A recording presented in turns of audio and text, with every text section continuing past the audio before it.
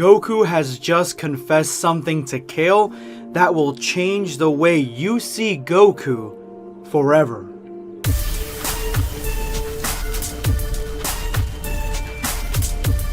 Prepare yourself, Dan Saiyan. Smash that like button, and if you're new to the channel, make sure to hit that subscribe button and turn on notifications. That way you never miss a video.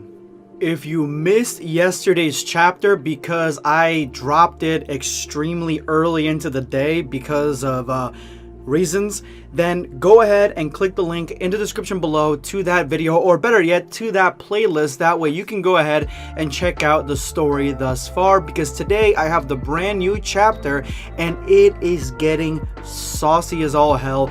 And as always, guys, I'm gonna have a link to the creator's Twitter in the description below and the top comment. You guys have done a great job supporting this creator, following her on Twitter and growing that number. I want you guys to follow me in hitting that follow and supporting this amazing creator. Thank you guys so much for all the support you guys have given small independent Dragon Ball fan manga creators. You guys are the motherfucking squad. Let's jump right in. The Omni Kings are amazed at how fast Kale is flying.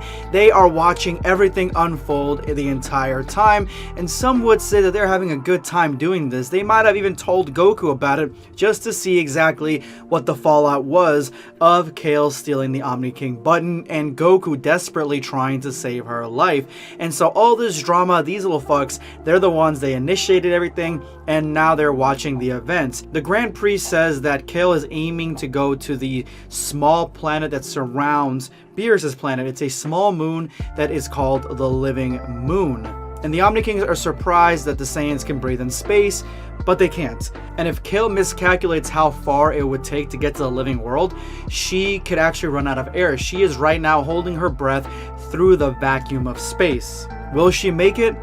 Let's find out.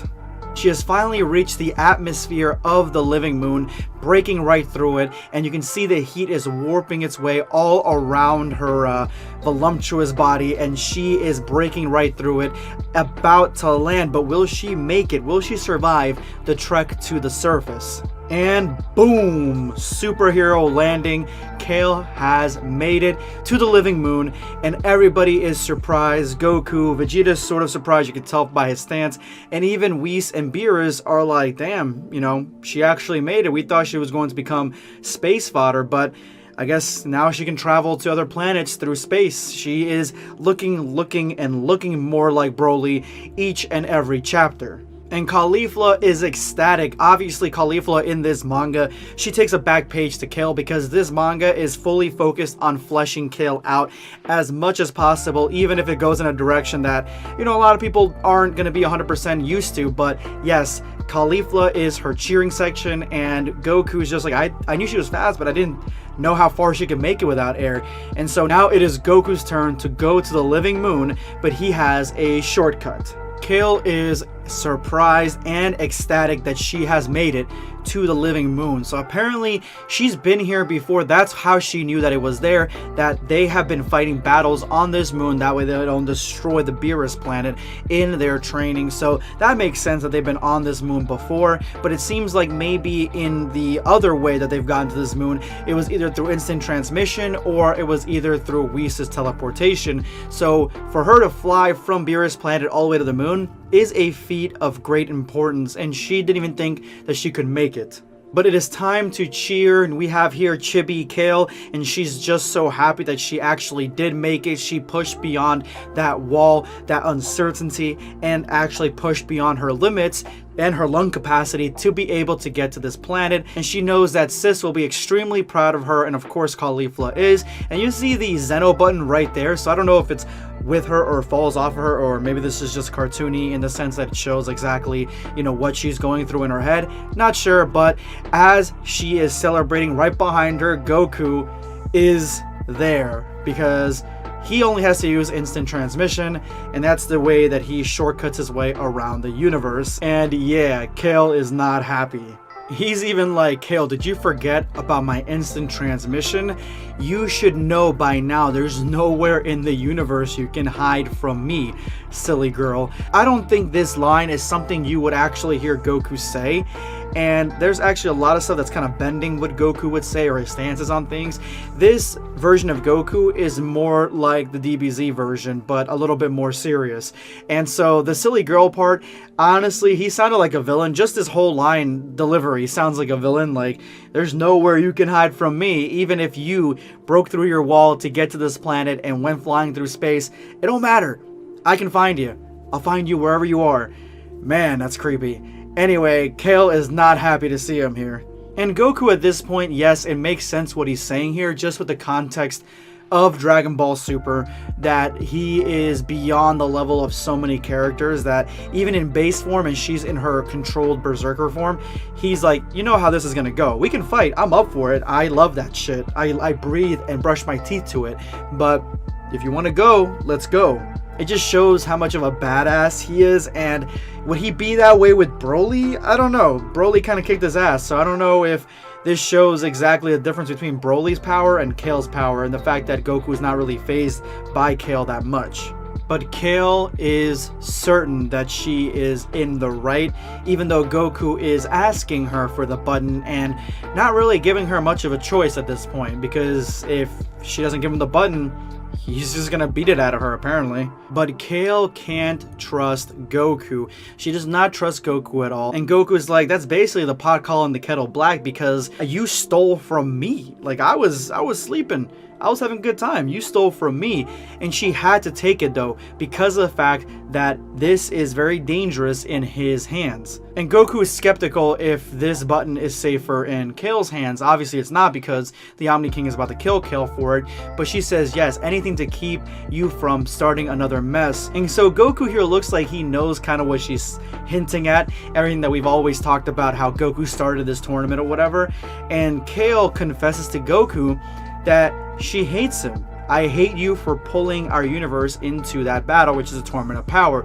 So in this manga, she actually doesn't like Goku at all, not one bit, which is an interesting way to start off your Goku x Kale manga, but let's see where this goes. But one thing this manga is doing correctly, it's clearing up this misconception, because yes, Goku kind of ushered the tournament forward or faster than ever before, but at the same time though, the universes that had low mortal ranking were about to be destroyed anyway without a tournament, and Goku gave them a fighting chance. And that's exactly what he's telling Kale here, that it was because of him that they could even fight for the right to exist. But Kale would have rather let Universe 6 eventually perish than have to fight in that tournament where she was facing death in the face. She's not a battle-hardened maniac like Goku, who all he wants to do is fight. No, she's just a normal person essentially. Even though she's a Saiyan, she's normal and she just wants to live a normal life. But Goku does the right thing here. He apologizes for pulling her into that mess without her having any say-so, even though he wasn't the one that pulled it. But of course,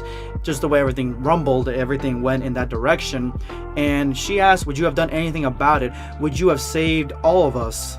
And she asks him, what would you have wished for? And Goku's thinking, and then says, essentially, that he had no wish. The wish that he wanted was basically to fight the strongest opponent that there ever was, and Zeno, with the tournament, gave him that with Jiren. He fought Jiren, and that was the strongest character that we've seen, at least when it comes to mortals.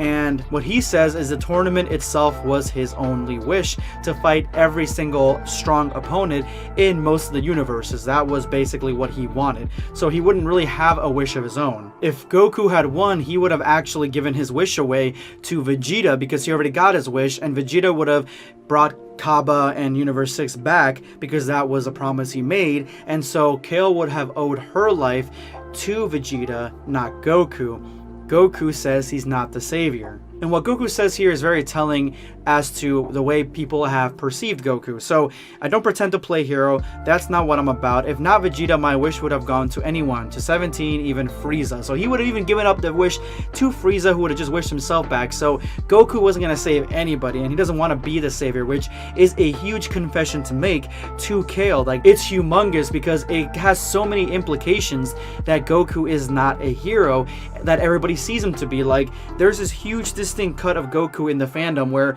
a lot of people see him as a hero like Superman, and the way he is basically written is not that way.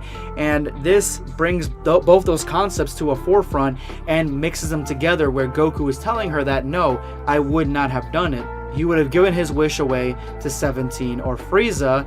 That's only fair because they're part of his team, and not all the wishes would go to him, and Kale's just staring at him with a icy death stare. And that is where I'm going to leave it today, guys. Let's see exactly in tomorrow's chapter how Kale reacts to this. Is she going to attack him? Are they going to have a huge fight? Or is she going to give away the Zeno button to Goku? Let me know what your thoughts are in the comment section below. And if you made it to this point of the video, you are now part of the hashtag End a Video Squad. Thank you guys so much for all your support. Make sure you drop that comment with that hashtag for a chance to be featured in my next video. Today I'm going to be responding to Unknown Vegito T23. I think Kale will make it. She is so close, and judging by her power, she's going to make it to the planet, and she ended up making it. So your assumption was correct. Unknown, thank you so much for your comment. This is going to be Blackscape signing off. Take care, guys. Subscribe for more content.